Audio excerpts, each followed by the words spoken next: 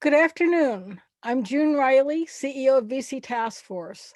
Thank you for joining us this afternoon. As many of you know, VC Task Force is an organization that supports the venture community by addressing issues of the day.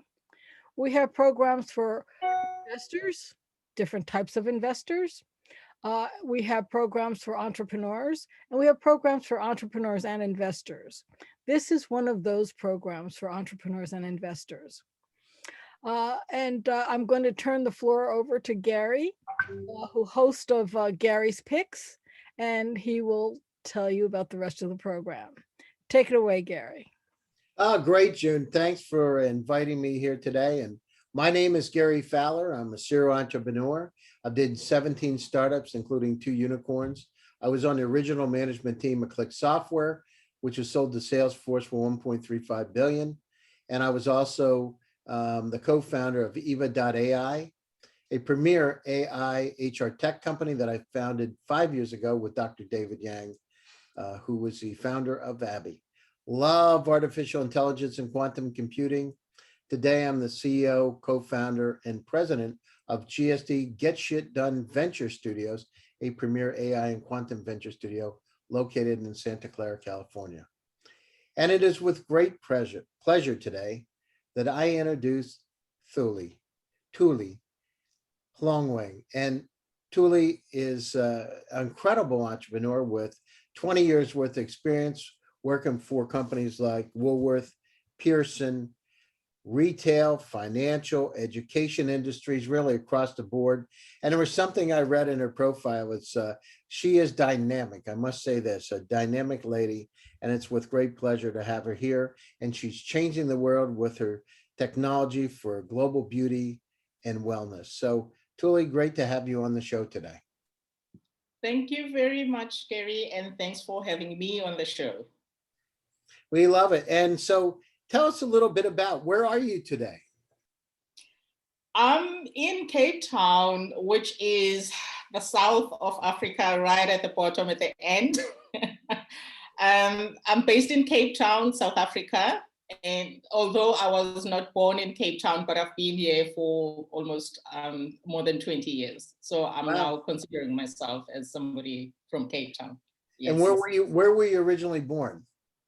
I was born further inland here in South Africa in a province called KwaZulu-Natal. And then I started my career in Johannesburg, which is another province called Gauteng.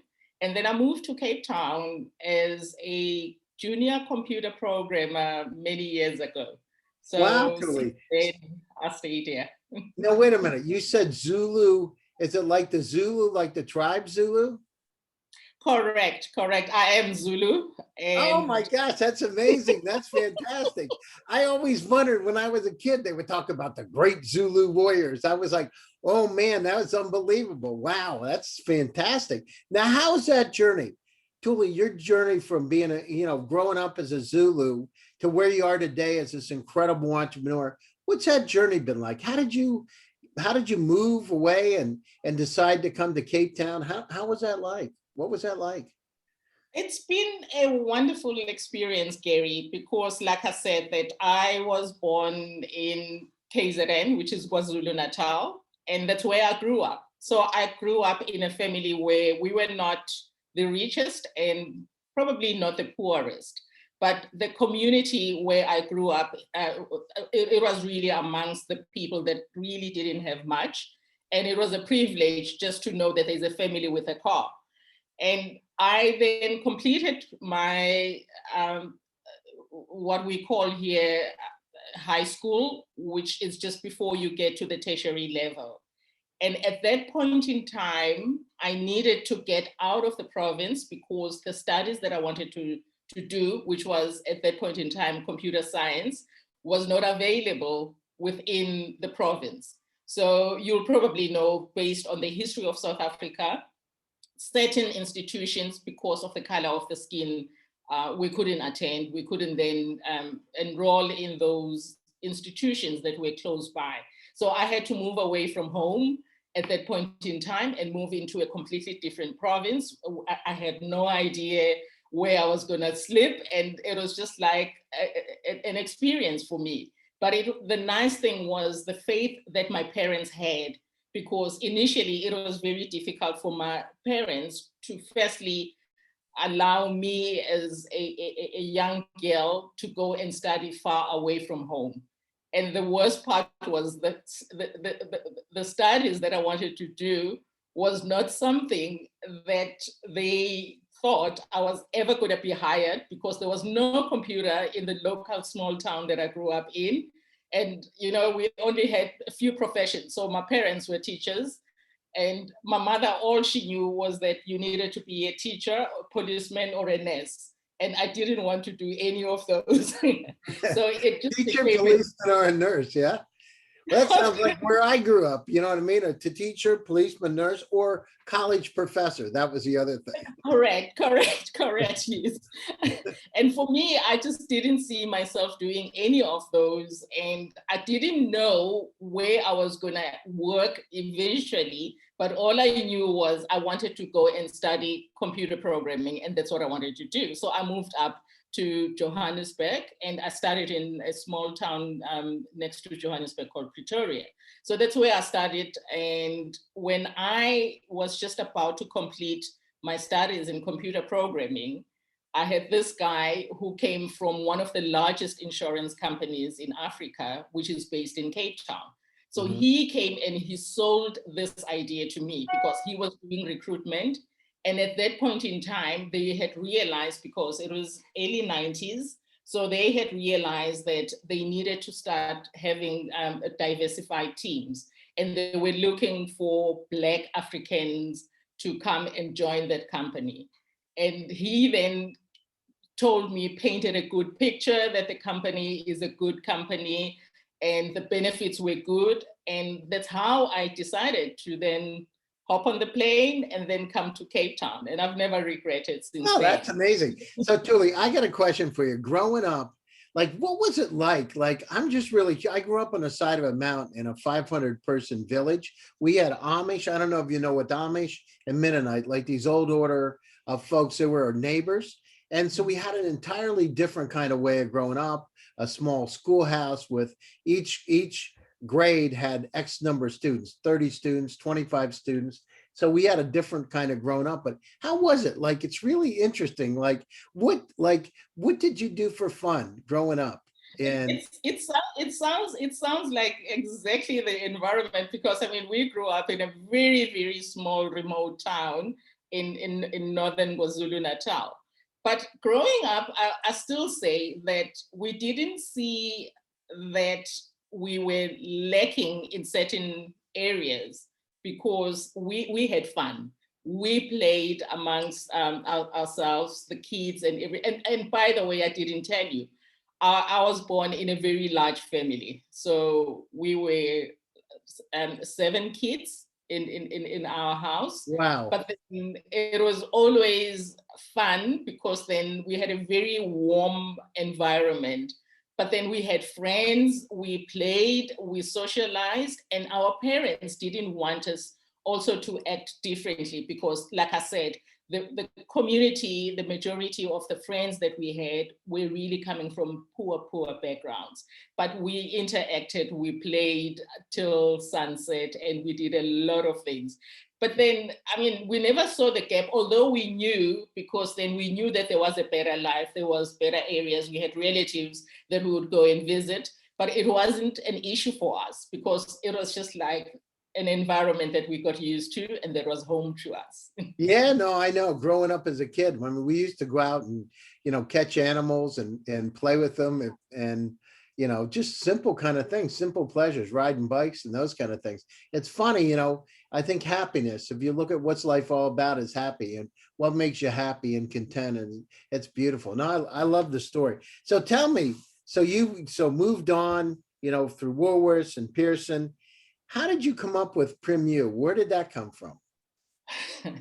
So one of the things, Gary, that I always enjoyed as a working woman, mother, is really treating myself on weekends, going for massages and visiting the spas. And every time you go on a weekend, which was convenient for me, and then the lady that will then be offering the service will actually not be happy, because then she will be sharing a story of how difficult it is for her to be at work instead of spending time with her family, whether it's a weekend or a Saturday. And then I started getting interested, and strange enough, I thought, it's one of the things that I will do when I retire. I'll buy a spa and I will have all the treatments. You know something, you and me both. I'll tell you what, I'm in. You're making me think about it right now. I have a massage chair right here. I have an office massage chair, and I'm thinking, man, wouldn't some oil on the back feel good right now? Absolutely. So I just thought, it'll just be one of those where I will go and visit anytime, and then I will be working at the spa. And strange enough, I actually went to an extent of trying to buy, because then when I left Woolworths, I then initially I was looking at a solution for electronic receipting. For retailers, because my background is in the retail environment. I've worked with data warehouses in the retail environment. So I have a passion for just creating something that will work with that. So I then started working on a business plan for a franchise business, which was one of the largest spa groups in Africa, actually, because they're not only in Southern Africa, so they operate across Africa. When I was working through that business case, I realized that it wasn't something that I'm going to do, because I love working, I love being busy. And I was just thinking that if I ever own a spa, then it means I would be the lady that's just standing behind the desk and doing nothing. Yeah, you'd be sitting behind the desk or laying on the table getting a massage. Absolutely. With some real nice music, you know what I mean? The spa music, some incense going, the whole 9 yards. Beautiful lights. No, that's absolutely. But then I realized that that's exactly what I'm going to be doing. But the nice thing was I started looking at the numbers. I started seeing how much these ladies that are working hard are getting paid, and where the bulk of the money is going, and how do they really make the money that makes them run the business.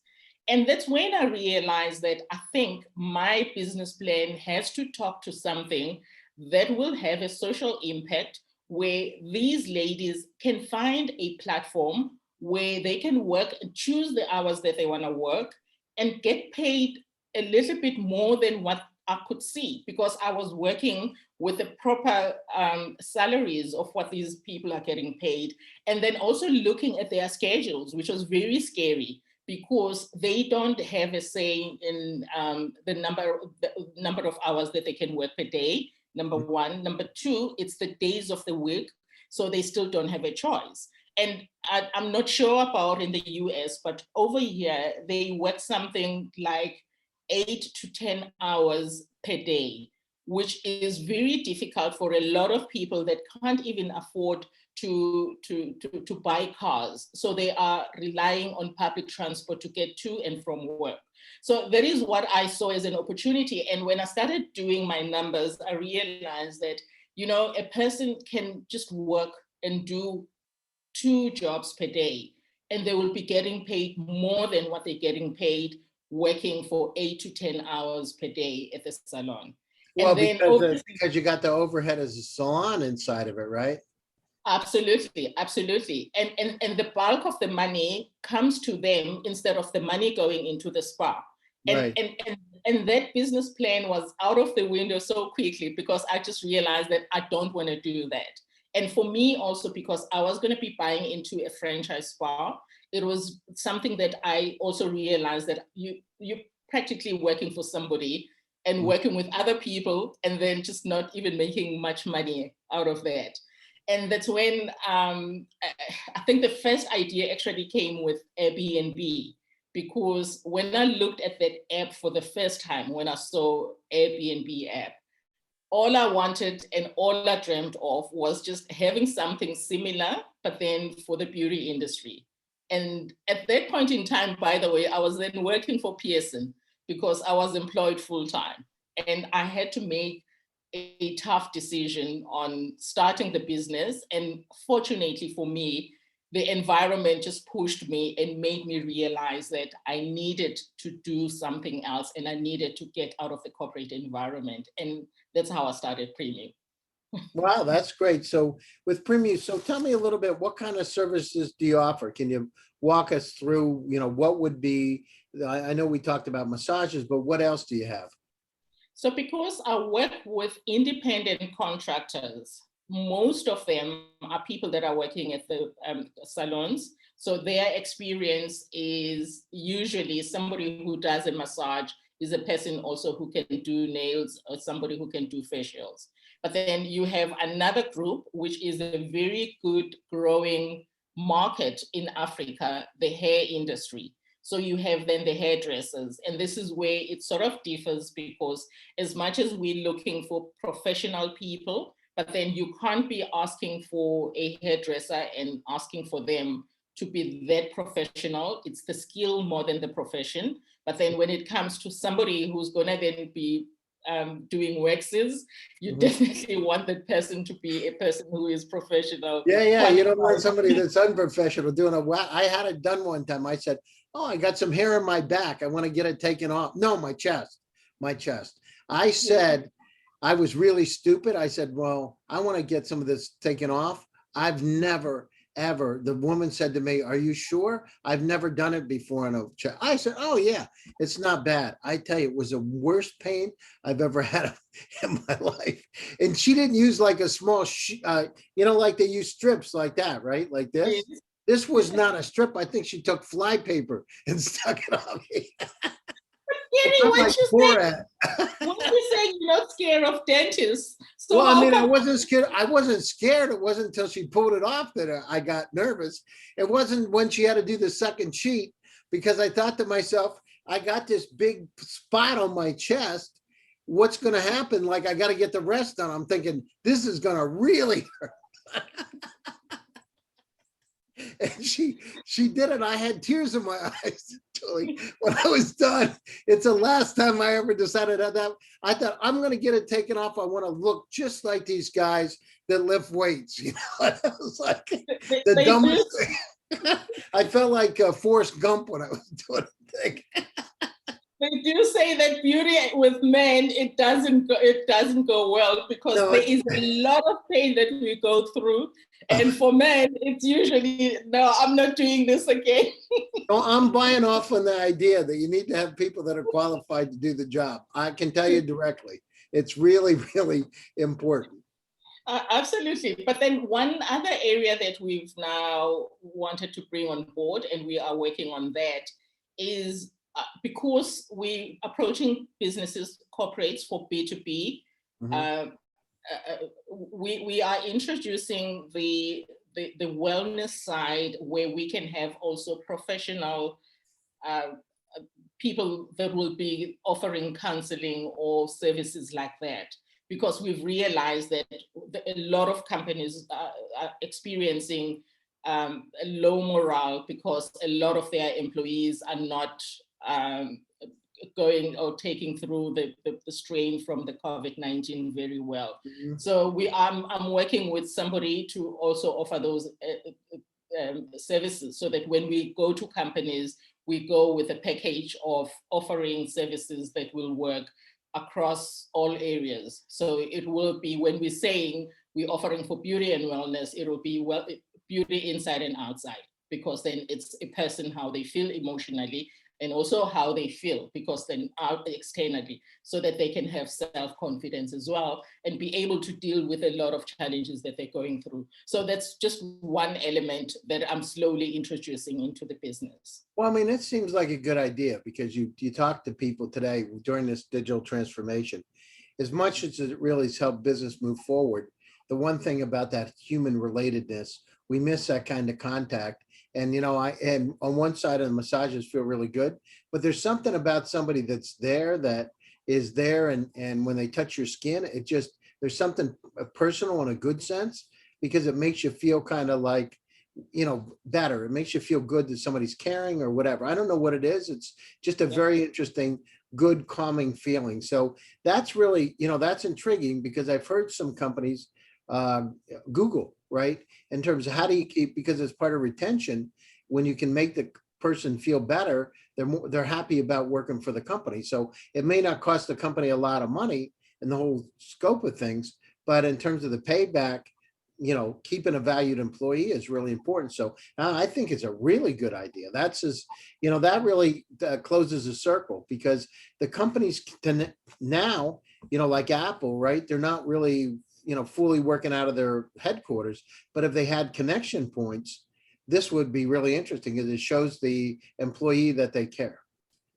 Absolutely. And because we're taking our services also to the customer, they don't have to be in one location. So a company can get those subscriptions for their employees, and they can redeem, whether they're getting it via vouchers or wallets or whichever method they choose. But then the employee will still be then receiving the services wherever they're working from. And that's the advantage of us having services going to customers instead of customers then having to be at one location. No, that's great. I love it.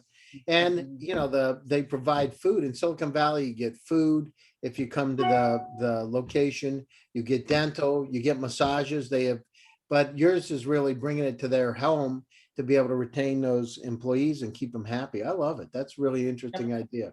I was actually chatting to this guy the other day, and he was saying that sometimes they for recognition or for whatever that they're doing, they bring you a bouquet of flowers. And he was saying, what do I do with the flowers? Give me a massage anytime. Yeah, exactly. Something I think you're thinking about getting a massage. You get that look in your eyes every time you say massage. You got that kind of look, that happy look in your eyes. I know what you're saying. So it's really important, to keep, when we go through this digital transformation, to keep that touch, that connection with the employee is really important. It shows that, like my mom, I remember when I was a little kid, my mom used to come in and massage my back every once in a while, and having that kind of loving, kind of good feeling was just really important. It just did something. It kind of, it fulfilled something. So I love what you're doing. And so what are your plans in terms of going global with Prim-U? Where are you going to go, and what do you plan on doing? And what about raising money? So Gary, that is a very exciting topic for me, because I think the whole situation at this point in time after I can't say after the pandemic because we're still in it, is the open channels that we have to the world. And we're no longer thinking of doing things within our areas. So we're thinking of solutions that are beyond that. What we are working on currently is having partnerships with the brands, the global brands, and try and find a way of giving them access into the African market, where we can then be distributing their products at a discounted price. That's going to help our service providers, because they now will be able to buy the products that they're using at a discounted price. And the end customer has also an opportunity of now booking a service and then buying the product at the same time.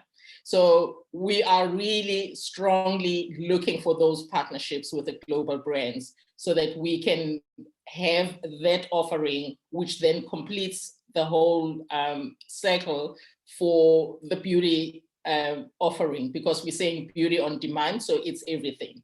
But then at the same time, the other exciting part is just understanding that this industry never had science in getting the prices and how they really determine how much to charge for a person who's in a rural area versus a person who is in an urban area.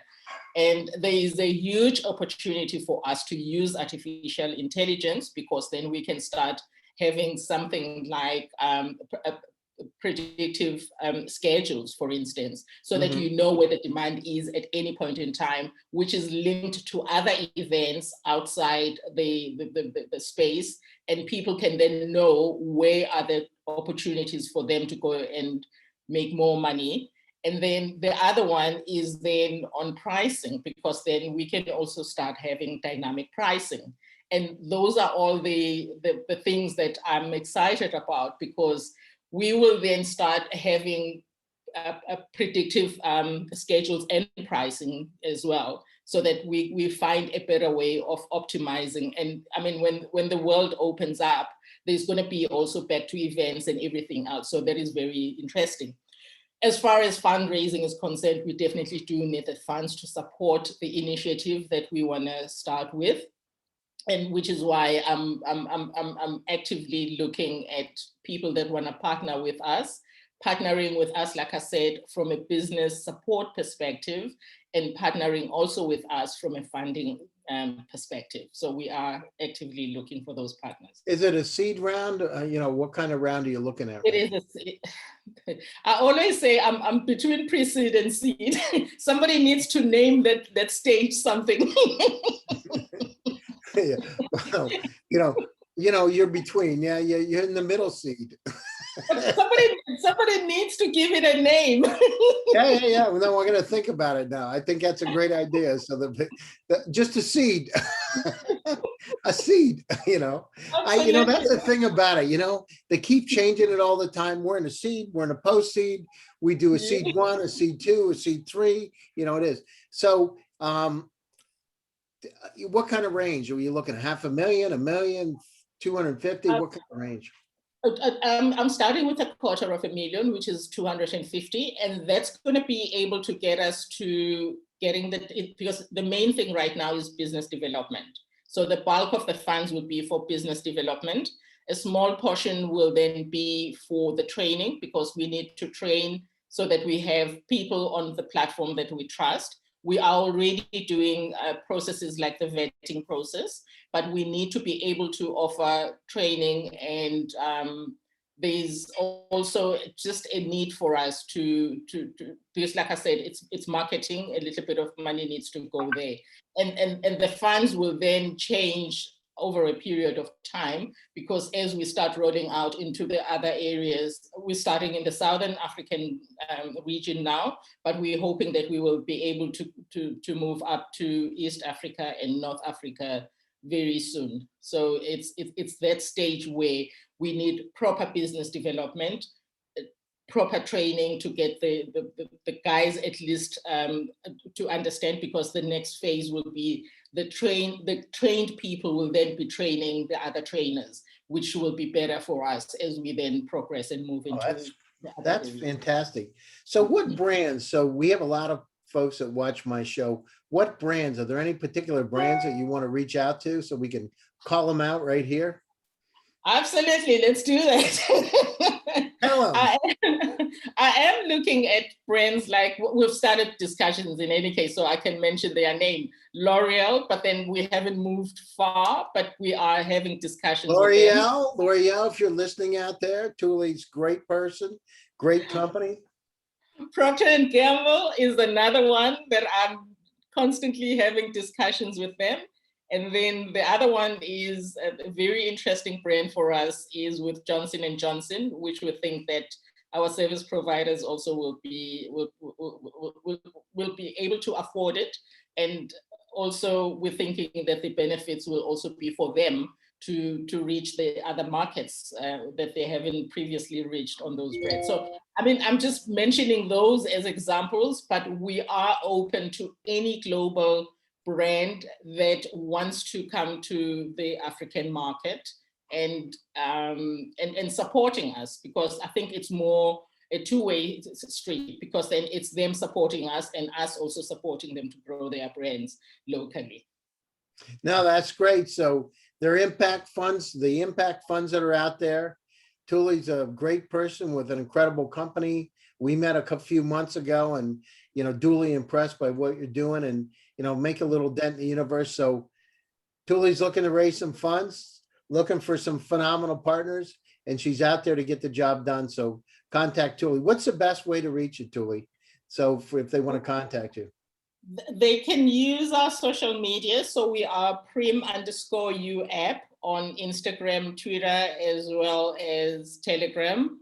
And alternatively, it's via email, info@prim-u.com.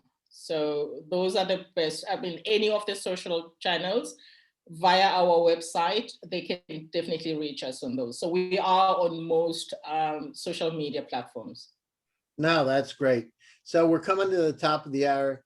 Thuli, I want to thank you very much. I'm honored to have you on my show. It's great to hear you. You inspire me, and thank you for sharing some of the personal stories. It's really cool. I really love it.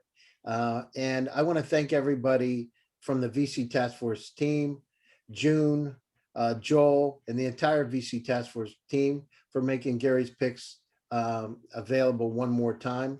We look forward to it. We love working with inspiring entrepreneurs that are making a dent in the universe. And I'm honored again to be here and have you on the show today. And with that, June, do you have any closing words? Yes, I have to thank you for this interview, Gary, and Thuli. It was inspiring and a lot of fun. I laughed. It was great. You've given me a lot of information.